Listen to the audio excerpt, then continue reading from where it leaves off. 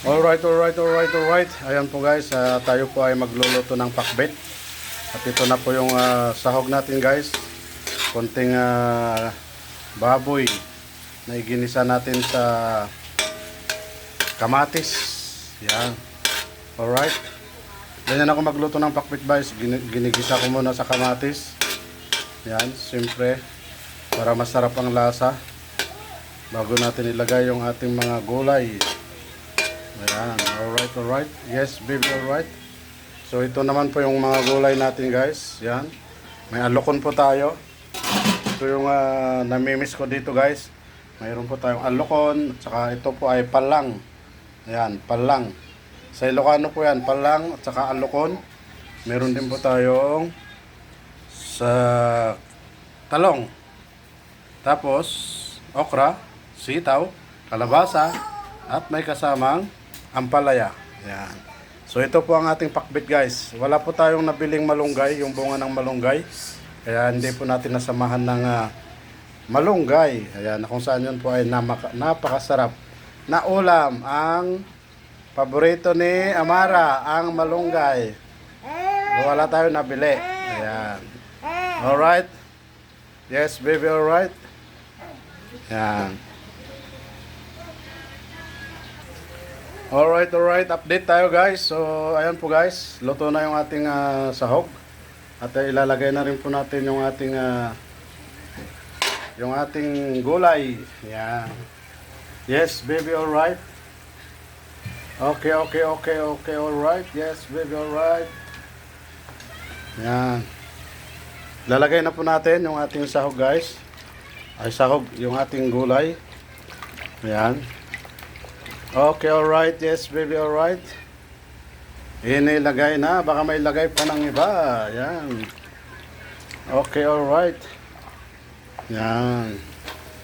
Yes, baby, alright. Siyempre, hugasan natin. Babaran natin ng tubig maigi ang ating mga gulay guys. Kasi hindi natin alam kung bago nila pinitas ang mga gulay na ito ay nag-spray muna sila. In-sprayan muna. So mawawala yung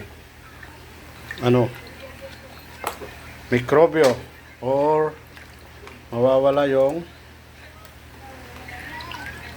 lason. Yan. Kasi ang spray sa gulay ay pwede ring makalason guys. Alright, ayan, so nailagay na po natin. Yes, baby, alright. At lalagyan na rin po natin ng bagoong. Alright, yes, baby, alright. Apo, ayan po guys. Ito naman po yung ating fish sauce o kaya bagoong. Galing Lingayen. Yan, baka naman. Fish sauce na bagoong na galing Lingayen. Pinopromote ko ang inyong bagoong. Yan, baka naman. Pwede kayong magpadala sa akin ng bagoong. Alright? So, okay na po yun guys. Ang nilagay nating bagoong. At meron din po tayong, siyempre, para masarap siya, lagyan natin ng magic sarap. Yan. Yan ang pangpasarap. Magic sarap. Yan. Alright, yes baby, alright. Okay guys, so haluin natin. Yun, nangamoy na kaagad. Nangamoy na kaagad ang ating pakbet guys. Yan, medyo lang tayo. Minalas tayo ngayon dahil wala tayong nabiling bunga ng malunggay. Ang paborito ng aking mahal na apo na si Amaring ay walang malunggay. Ayan. Alright, yes, baby, alright. Okay, so ayan po guys, tatakpan na po natin to bago natin ilagay yung ating alokon. Alokon is the best. At saka palang. Yan. Alright, in 5 minutes tatakpan na po natin. Watch and learn. Yes, baby, alright. Buksan na po natin. Wow! Ayun. Okay, alright guys. Napakasarap yung ating ulam ngayon guys. Napakbet guys. Yan guys. Grabe. Yes, baby, alright. Amoy pa lang ay takam-takam na. Alright. So ito naman po yung ating lulutuing adobong baboy. Adobo guys. Yan. So ilalagay na po natin yung alokon guys. Alright. Yes, baby, alright. Okay, alright. Yes, baby, alright. Ilagay na po natin ang ating alukon. Yan. Siyempre, may kasamang palang. Yan. So, ihalo natin. Haluin natin. Yan, bagoong po yung natin guys. Ginamit natin na pang Yan. Yes, baby, alright. Yan guys. Grabe. Mapapayami na naman tayo guys at mapaparami ng kanin sa ating ulam na pakbet.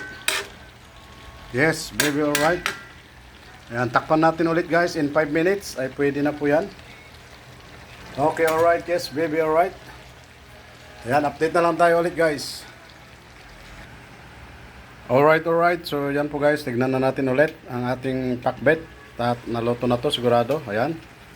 Alright. Yes, baby, alright. Ayan na po yung kalabasan ng ating nilotong pakbet ngayong araw na ito guys. So pwede na po tayo kumain guys. Alright. So ayan po guys, hanggang dito na lang po ang ating video kung saan tayo po ay nagluto ng pakbet ngayong araw na ito. Alright, maraming salamat po sa inyo guys. Ito po ang tunay na nagmamahal sa inyo, Jam CG Family Official. Kahit di nyo siya mahal, is signing off. I love you all. God bless and keep safe always. To God be all the glory. In your message, put God first. Bye-bye.